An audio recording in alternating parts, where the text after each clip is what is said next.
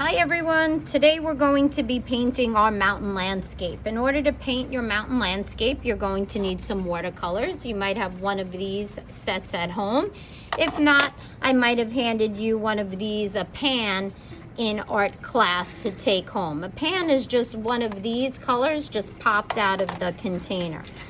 Once you have your pans, you're also going to need a bowl of water, a piece of scrap paper is good, and some paintbrushes. A small and large is always good to have, but whatever size is also sufficient.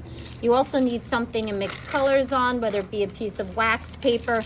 You might have one of these little palettes at home, or even another plastic container like I have for my water bowl, something like this. Anything to mix a color. If you have a watercolor set, then these sections right here of the watercolor tray is what you can mix colors on also. Once you have everything that you need, a piece of tape is also really helpful because you're going to want to roll that piece of tape up, and then you're going to want to put it in the back of your project where the mountains are and tape it down, because watercolor paper tends to buckle when you're painting. If you haven't noticed already, the paper is a little bit thicker, but that's so it can hold the paint. We're going to be using the watercolor to make 3 different values of one color. What's value? The lightness and darkness of a hue or of a color. So we want the bottom part of the mountain range to be the darkest, the medium part of the mountain range to be the medium value, and the range that's up to the background to be your lightest value. So with that being said, now you can start mixing colors. First, choose a color that you want your mountain range to be. I'm going to pick this forest green, and I'm going to start mixing my lightest value up in the pan right here into the palette. Or again, if you have one of these, you could be mixing it up here. The idea is to pour in enough water so that you have enough color to fill that space. You never want to run out of color, because then your value is going to be different. So in order for watercolors to work, you need to activate it with water. So I dip my brush in the water, then dip it in the pan, and then put it in my palette. And you can see how the color just absorbs into the water. And I could keep adding color until I think I have the value I want, and then I use the test paper to see if it's the value I want.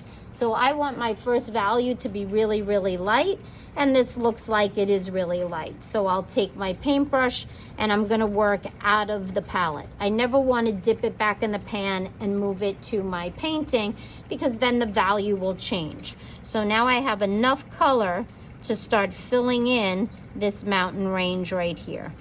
And if you need a small brush to get into the detail areas, then you could definitely do that.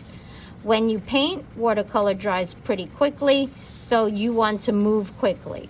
I always want to work in brush strokes, either going from side to side or up and down. Once I pick the area that I want to do, I decide which direction, and that's the direction I stick with. So I keep just dipping my paintbrush in the color that I mixed. And I'm going along my pencil line, trying not to go out of the line. I'm holding the paintbrush like a pencil, where the ferrule and the handle come together. And now it looks pretty even going all the way across. I should not have dark spots and light spots. It should look consistent throughout. So there's my lightest value of that green, filling in the page. Now at this point, I'm gonna sit and I'm gonna let it dry while I mix up my next value. So I'm not gonna change the paint color I'm using. I'm just changing how much paint or water is added in. So I want to make it a little bit of a darker value. So now I'm going to pour some water in my palette again, but not as much water this time. I'll pour a little bit out, a little bit more. And now I'm going to again add paint to my palette. This time I want my value to be darker, so I need more paint than I had before. And again, I'll test it out on my test paper, and I see that it is darker. If I made it too dark, I can add more water to it, and that will lighten it up. Once I get that value I want and I think it's good, now I could start painting. However, if the first mountain range is still wet, I don't want to paint because wet paint bleeds together. And then you have not such a nice, neat area. So I could take a blow dryer and blow it, or I could just wait a little longer for it to dry.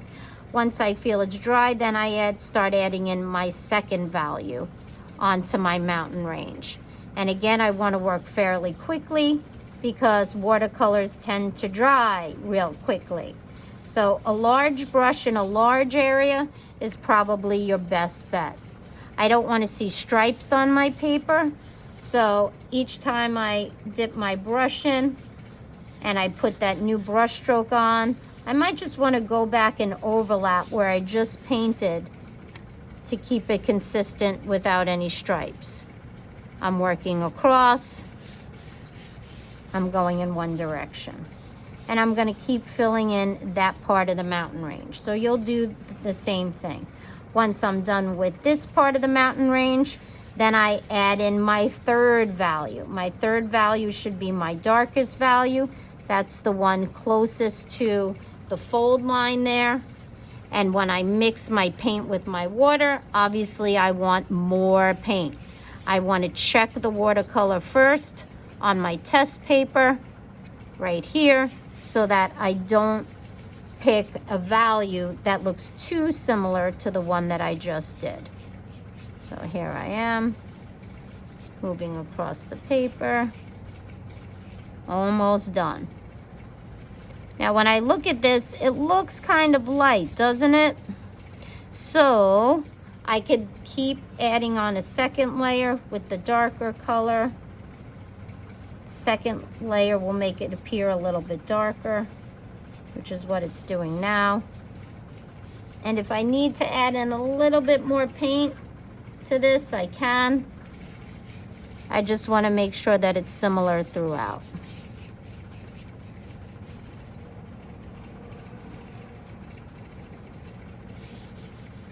That looks a little bit better now.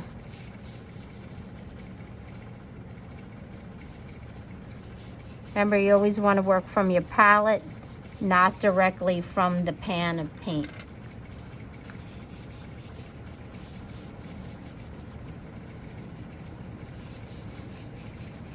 Watercolor takes some patience because it kind of runs on the paper. So you got to be aware of what's wet areas and what is not. Again, just blend in any areas that look like they have stripes on your paper. No stripes allowed. There we go. My suggestion too is maybe practice on a scrap piece of paper before doing your good copy, since you only have one good copy at home. Okay, now that I'm done with the second layer, I'll start to mix in my third layer. And when you're all finished, it will look like you can see 3 different values. And here is my finished piece. My light value, my medium value, and my darker value.